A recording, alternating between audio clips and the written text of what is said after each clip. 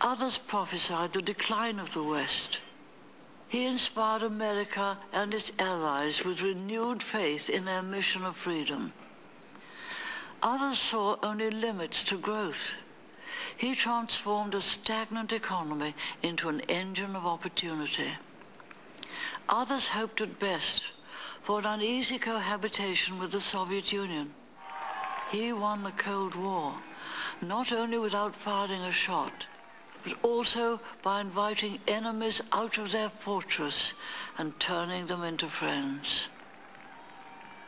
I cannot imagine how any diplomat or any dramatist could improve on his words to Mikhail Gorbachev at the Geneva summit. Let me tell you why it is we distrust you. Those words are candid and tough, and they cannot have been easy to hear.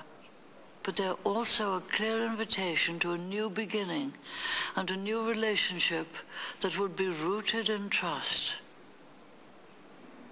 We live today in the world that Ronald Reagan began to reshape with those words.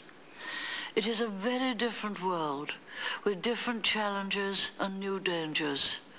All in all, however, it is one of greater freedom and prosperity, one more hopeful than the world he inherited on becoming president. As Prime Minister, I worked closely with Ronald Reagan for 8 of the most important years of all our lives. We talked regularly, both before and after his presidency, and I've had time and cause to reflect on what made him a great president. Ronald Reagan knew his own mind. He had firm principles, and I believe right ones. He expounded them clearly. He acted upon them decisively. When the world threw problems at the White House, he was not baffled or disorientated or overwhelmed. He knew almost instinctively what to do. When his aides were preparing option papers for his decision, they were able to cut out entire rafts of proposals that they knew the old man would never wear.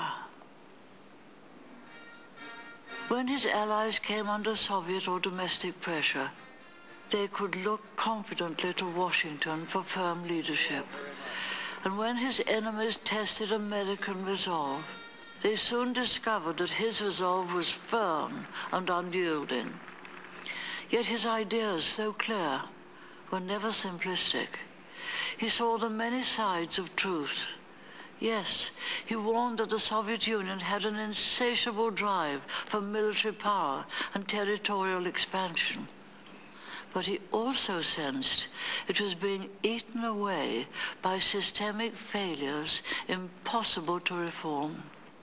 Yes, he did not shrink from denouncing Moscow's evil empire, but he realized that a man of goodwill might nonetheless emerge from within its dark corridors. So the president resisted Soviet expansion and pressed down on Soviet weakness at every point until the day came when communism began to collapse beneath the combined weight of those pressures and its own failures. And when a man of goodwill did emerge from the ruins, President Reagan stepped forward to shake his hand and to offer sincere cooperation.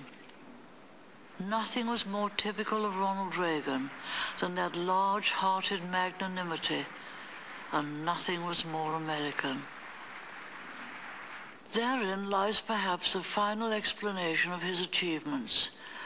Ronald Reagan carried the American people with him in his great endeavors because there was perfect sympathy between them. He and they loved America and what it stands for: freedom and opportunity for ordinary people. As an actor in Hollywood's golden age, he helped to make the American dream live for millions all over the globe. His own life was a fulfillment of that dream. He never succumbed to the embarrassment some people feel about an honest expression of love of country. He was able to say, "God bless America," with equal fervor in public and in private.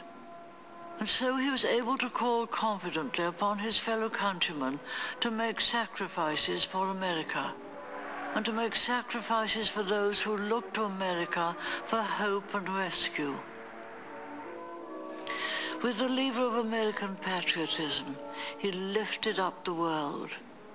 And so today, the world, in Prague, in Budapest, in Warsaw, in Sofia, in Bucharest, in Kiev, and in Moscow itself, the world mourns the passing of the great liberator and echoes his prayer, God bless America. Ronald Reagan's life was rich, not only in public achievement, but also in private happiness. Indeed, his public achievements were rooted in his private happiness. The great turning point of his life was his meeting and marriage with Nancy. On that we have the plain testimony of a loving and grateful husband. Nancy came along and saved my soul. We share her grief today, but we also share her pride and the grief and pride of Ronnie's children. For the final years of his life, Ronnie's mind was clouded by illness. That cloud has now lifted. He is himself again, more himself than at any time on this earth. For we may be sure that the big fella upstairs never forgets those who remember him. And as the last journey of this faithful pilgrim took him beyond the sunset, and as heaven's morning broke, I like to think, in the words of Bunyan, that all the trumpets sounded on the other side. We here still move in twilight, but we have one beacon to guide us that Ronald Reagan never had. We have his example. Let us give thanks today for a life that achieved so much for all of God's children.